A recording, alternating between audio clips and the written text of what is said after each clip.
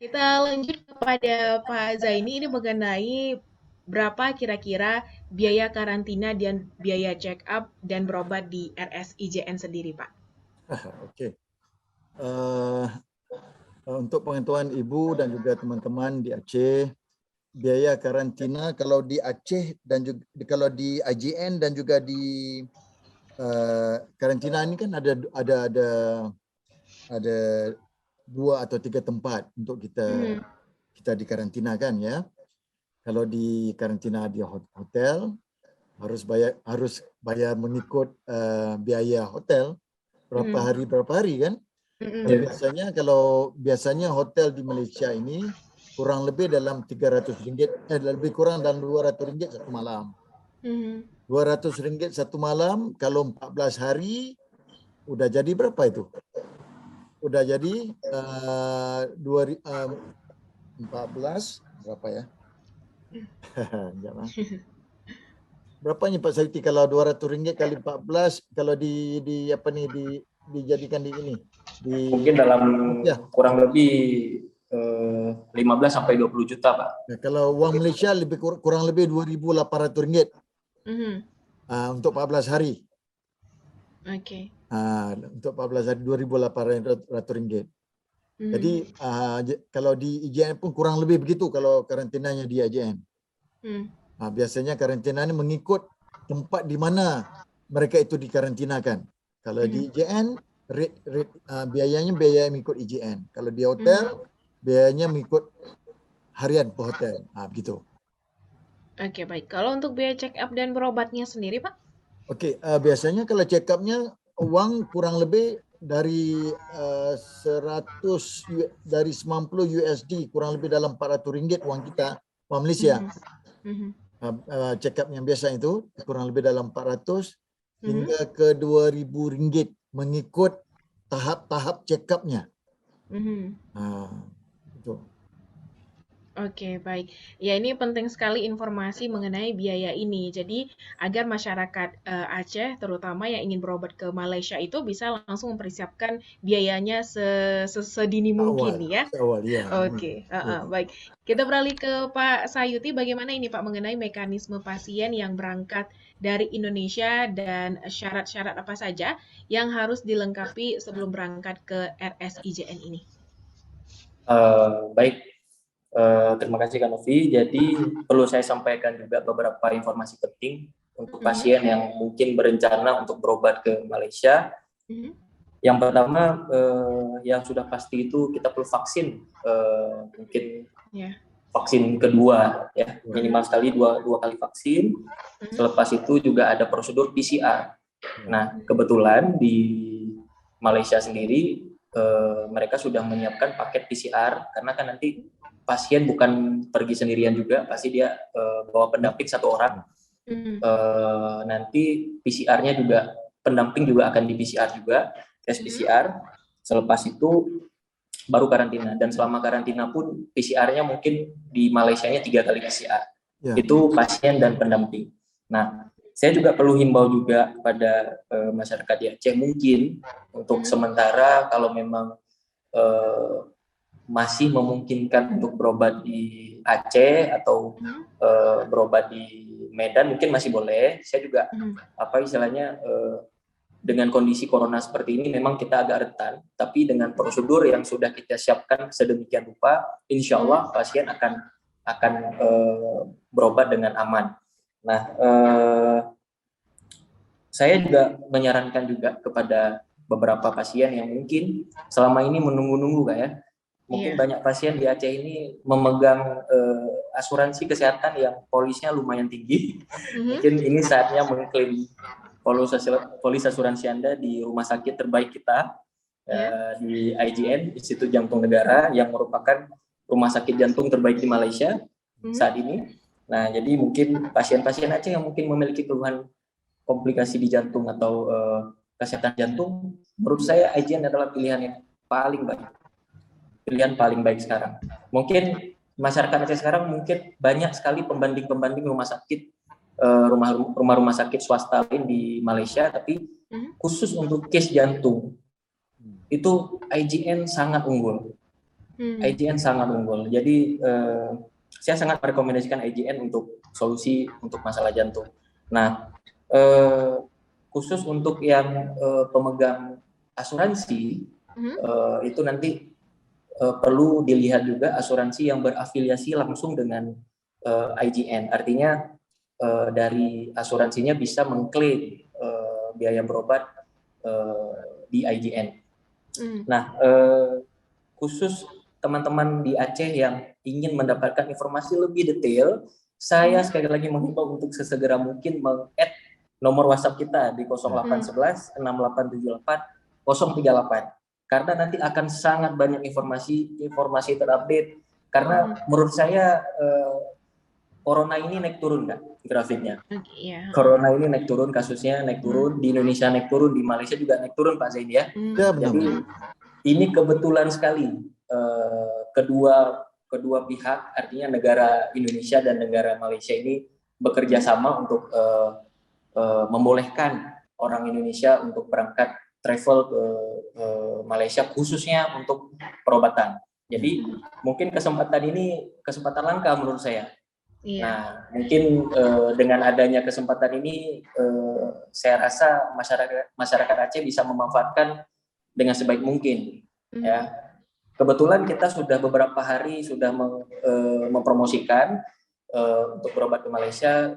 Saya lihat antusiasnya sangat banyak dari masyarakat Aceh. Apalagi sekarang harga sawit sedang naik. Ya, jadi masyarakat Aceh ingin mendapatkan pelayanan terbaik juga di Malaysia.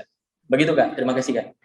Oke, baik. Berarti sebelum para pasien ini berangkat ke IJN, berarti bisa konsultasi dulu mengenai kira-kira penyakit apa yang kiranya bisa berobat ke IJN ya?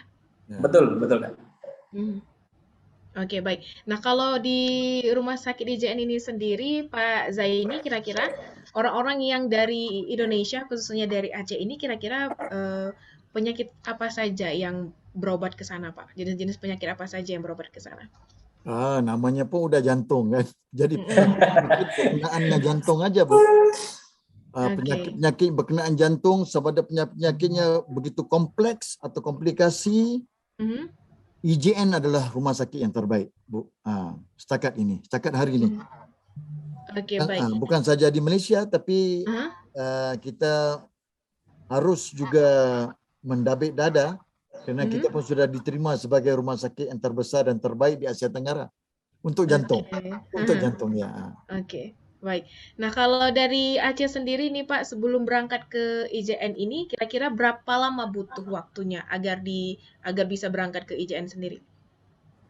Untuk waktu paling lama menurut saya 2 minggu lah untuk approval. 2 minggu lah. Ya, 2 minggu sebelum berangkat itu prepare dengan baik dari sini, dari Aceh. Untuk dapat approval segala macam kan? Ya. Oke, baik. Nah, selama ini apakah sudah mulai ada yang berkonsultasi Pak ke kantor sendiri untuk berangkat ke sana?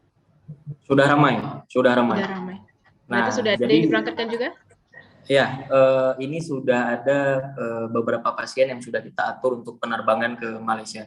Nah, jadi mungkin dalam bulan ini ada mungkin 5 atau lebih keluarga yang berangkat ke Malaysia. Nah, saya sangat menyarankan apabila teman-teman di Aceh ingin berkonsultasi, kalau mungkin ingin dalam prosedur corona sekarang kan mungkin kita kalau langsung bertatap muka kan agak sedikit lebih sulit. Kita perlu jaga-jaga juga, apalagi pasien juga dalam kondisi rentan. Jadi saya sangat menyarankan untuk konsultasi melalui WhatsApp terlebih dahulu. Nah, apabila memang kita menyarankan untuk datang ke kantor untuk konsultasi lebih lanjut, kita akan menyarankan ke kantor. Nah, jadi saya ulangi lagi nomor WhatsApp kita di 0811 6878 038. Nah, bagi masyarakat Aceh yang ingin mendapatkan informasi terupdate, saya sarankan langsung meng-add WhatsApp dari official perwakilan IJN di Aceh. Oke, baik. Kita beralih ke Pak Zaini lagi. Ini kira-kira pasien yang sudah diterima di sana nantinya selama proses penyembuhan, itu kira-kira berapa lama itu, Pak? Oke, proses penyembuhan tergantung kepada keadaan pasien itu sendiri, Bu. Biasanya kurang lebih dari 3 hari ke 21 hari. Setelah itu langsung bisa balik lagi? Yes, biasanya begitu. Insya Allah selepas itu, insya Allah semuanya akan berjalan seperti biasa. Baik. Oke, baik. Nah, kalau alasan RSIJN ini sendiri pada akhirnya kembali membuka pasien, kembali menerima pasien dari Aceh dan dari daerah lainnya ini kenapa, Pak? Oke. Yang pertama kita memang ada memang ada kota. Memang kita disarankan ada kota hasil perbincangan kita dengan Duta Besar Indonesia di Malaysia, dengan Duta Besar negara-negara luar di Malaysia. Memang ada permohonan melalui embassy untuk mereka benarkan orang-orang mereka untuk berubat dengan IJN. Jadi memang sudah ada permintaan dan juga permohonan melalui embassy, rumah-rumah ambassador kan, memohon agar pesakit-pesakit mereka bisa cepat langsung datang ke Malaysia untuk berubat. Jadi kita memang sudah menyediakan kota tersebut untuk menerima pasien-pasien dari luar, terutamanya dari Indonesia, yaitu Aceh. Ya. Oke, baik. Jadi kalau dari Aceh sendiri nih Pak Sayuti, apakah masyarakat sudah mengetahui bahwasannya RSIJN ini kembali membuka pasien dari Indonesia, khususnya dari Aceh? Ya, sejauh ini saya rasa masyarakat mungkin belum semuanya tahu, karena juga kita baru kali ini mempromosikan kembali IJN. Makanya saya sangat menyarankan sekali masyarakat Aceh untuk sesegera mungkin mengupdate informasi, baik di Google pun sekarang banyak informasi tentang berobat ke Malaysia, dan mungkin kalau lebih intens itu boleh langsung konsultasi dengan kita. Bahkan tadi saya juga ada ngobrol sedikit dengan Pak Zaini, mungkin pasien yang ingin mengetahui gambaran tentang ya kasus-kasus kesehatannya, itu bisa memberikan ya semacam gambaran ataupun medical record, Pak ya. Nanti kita juga bisa langsung konekkan dengan dokter di sana. Nanti kita akan berikan saran-saran dari dokter langsung dari IJN. Ini menurut saya ini salah satu cara yang paling efektif untuk saat ini. Mungkin masyarakat Aceh yang ingin mendapatkan second opinion. Saya rasa masyarakat Aceh sekarang pasti mengutamakan berobat di Aceh. Mungkin dalam kondisi corona seperti ini, masyarakat Aceh mengutamakan ya udah kalau mungkin daripada harus karantina di Malaysia, pasti mereka ingin berobat di lokal dulu di Aceh khususnya. Nah, tapi kalau mungkin untuk mendapatkan second opinion saya rasa ini waktu yang tepat juga untuk mendapatkan second opinion. Kebanyakan Kak, selama ini masyarakat Aceh pergi ke Malaysia itu dengan berbagai alasan. Nah, yang pertama mungkin kita juga sudah tahu bahwa di Malaysia itu pelayanannya itu luar biasa sekali. Dari sampai di bandara, pasien itu sudah dijemput dengan supir pribadi. Bahkan di sana nanti akan kita siapkan juga asisten pribadi di rumah sakit. Jadi saya pernah ada juga pasien usia 50 tahun ke atas ya. Beliau pergi sendiri. Beliau menggunakan salah satu asuransi swasta, berangkat ke Malaysia. Beliau cuma chat WA dengan saya, menanyakan boleh nggak saya berangkat, saya punya jadwal libur kantor di tanggal sekian-sekian.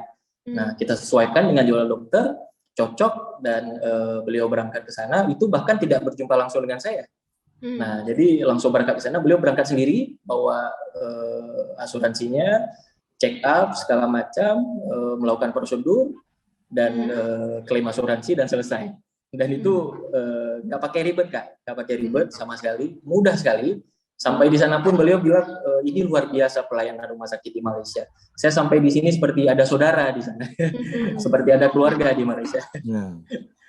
Oke, baik. Jadi sebegitu dimanjakannya pasien yang akan berkunjung ke RSIJN ini ya.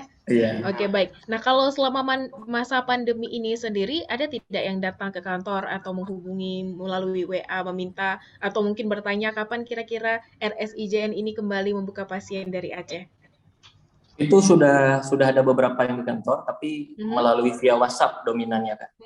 Nah, saya sekali lagi himbau mungkin masyarakat Aceh yang ada niat ke sana nggak perlu takut, kita konsultasi gratis. Konsultasi gratis. Mungkin ada yang takut, mungkin dikira, waduh nih kalau datang-datang nih ada enggak. Konsultasi gratis. Kita memberikan pelayanan secara gratis. Nah, nanti